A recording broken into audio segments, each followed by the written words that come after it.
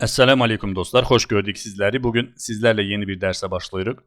Bugün artıq bizim 3-cü dərsimizdir. Bildiyiniz kimi bizim bu dərslərimiz qrammatikanın sadələşdirilmiş forması haqqındadır. Biz qrammatik qaydaları ən sadə formada sizlər üçün izah edirik. Deməli biz keçən dərslərimizdə, daha doğrusu birinci dərsimizdə Envaul Kəlami, sözün növləri haqqında söhbət açmışdıq və demişdik ki, ərəb dili qrammatikasında sözlər 3 qismə bölünür. Yəni tələffüz edilən, yəni ağızdan çıxan sözlər ərəb dili qrammatikasında 3 yerə bölünür. İsmun, isim, daha sonra fi'lun, fi'l, harfun, hərf. Biz ilk dərsimizdə ismun, isim haqqında məlumat vermişdik və ismin tərifini də burada gördüyünüz kimi qeyd etmişik və daha sonra ismin əlamətlərini qeyd etdik. İkinci dərsimizdə fe'l haqqında məlumat verdik və fe'lin zamana görə növlərini qeyd etdik və daha sonra fe'lin əlamətlərini də qeyd etdik. Daha sonra hərfun, bizim bugünkü dərsimizin ünvanı hərfun, yəni hərf. Ərəb dili qrammatikasında xüsusilə hərf deyildikdə nə nəzərdə tutulur? Bu günləri onu sizlər üçün izah edəcəyik. Deməli, qısa bir xatırlatma edib yeni dərsimizə keçəcəyik inşallah. Gördüyünüz kimi burada ilk dərsimiz ismin əlamətləri. İsmin demişdik 5 əlaməti var. Keçən dərsimizi, yəni keçdiyimiz dərsi izləyə bilərsiniz. Və daha sonra keçdik fe'lin deməli zamana görə növlərini, əqsamul fi'li və fe'lin növlərini qeyd etdik. Dedik ki, fe'lin 3 növü var. Əl-madi, əl-mudari'u, əl-əmru, deməli keçmiş, indiki və əmr forması. Və daha sonra keçdik fe'lin əlamətlərinə və fe'lin əlamətlərini də qeyd etdik. Və dedik ki, fe'lin 4 belə deyək əlaməti var. Yəni siz bu əlamətləri hansı sözdə görsəniz biləcəksiniz ki, o söz fe'ldir. Qad, sin, səvfə, bir də burada sükunlu tə. Və bizim bugünkü dərsimiz isə sözün 3-cü növü olan, deməli, hərf haqqında olacaq. Yəni, ərəb dili qrammatikasında hərf deyilərkən nə nəzərdə tutulur, nə üçün bunlara, yəni bu qaydalara hərf deyirlər. Deməli, dərsimizə keçirik. Deməli, dərsimizin ünvanı, deməli, hərf. Burada mötərəzə içərisində gördüyünüz kimi məna hərfləri deyə qeyd etmişik. Ərəbcəsi isə huruful məani, yəni məna hərflər. Yəni huruful məani məna hərfləri deməkdir. Nə üçün bunlara məna hərfləri deyirlər? İlk öncə onu bilmək lazımdır. Deməli, qrammatika dərsində baxın, burada qeydlər var. O qeydləri oxuyub izah etdikdən sonra misallar üzərindən dərsimizə davam edəcəyik. Deməli, qrammatika dərsində sözün 3-cü növü olan hərf deyildikdə nə nəzərdə tutulur? Yəni biz dedik ki, sözün 3 növü var. İsim, fe'l, bir də hərf. Deməli, hərfin tərifi budur. İlk öncə hər bir şeyə tərif vermək lazımdır ki, o şey haqqında bir fikir formalaşsın və daha sonra dərsi gözəl bir şəkildə başa düşmək mümkün olsun. Deməli, hərfin tərifi özlüyündə məna daşımayan, lakin isim və fe'l ilə birlikdə cümlədə işləndikdə mənası anlaşılan qrammatik qaydalara hərf deyilir. Yəni, bu nə deməkdir? Yəni, özlüyündə məna daşımayan, yəni tək gəldikdə, cümlə daxilində işlənmədikdə heç bir mənası olmur. İndi izah eləyəcək onlar sizə. Lakin isim və fe'l ilə birlikdə, yəni cümlədə işləndikdə, ümumi olaraq cümlədə işləndikdə mənası anlaşılan qrammatik qaydalara hərf deyilir. Deməli, beləliklə keçirik misallar üzərindən dərsimizə deməli davam etməyə. Deməli, gördüyünüz kimi burada misallar qeyd etmişik. Deməli, özlüyündə məna daşımayan. Diqqətli olun, indi dərsi izah etməyə başlayırıq. Deməli, ilk öncə hərflərin ərəb dili qrammatikasında huruful məni, yəni məna hərfləri çoxdur. Biz sadəcə olaraq burada bir neçəsini qeyd etmişik. Yəni sizə məna hərfləri deyildikdə və yaxud qrammatika dərsində hərf deyildikdə nə başa düşülür? Yəni onu izah etməyə çalışırıq. Deməli, hərf-ucərlər, yəni söz önlükləri. İsmin əlamətlərindən də bu fərq etməz, lakin hərf hökmündədir.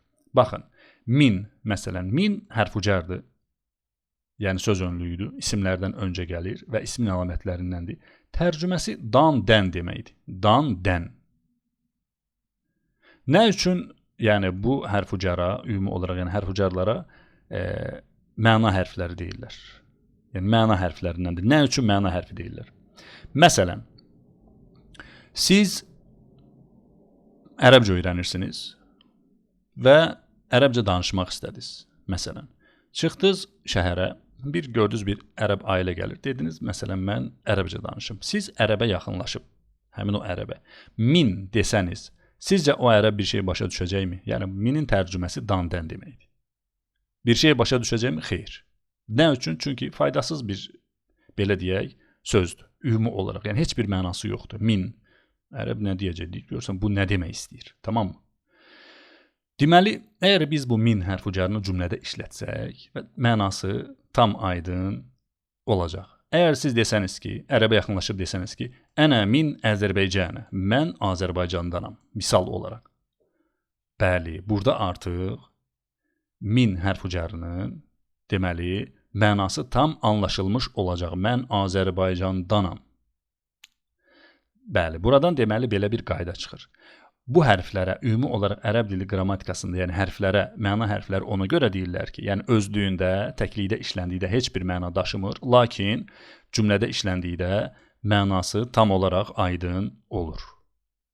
Məsələn, başqa bir hərf ucar, alə, üstündə və yaxud üzərində deməkdir, tərcüməsi. Eyni misalı qeyd edirik, əgər siz hər hansı bir ərəbə alə desəniz, o sizcə bir şey başa düşəcəkmi? Xeyr. Çünki mənası başa düşülməyən bir şey dediniz. Yəni, üstündə, üzərində. Yəni, nə?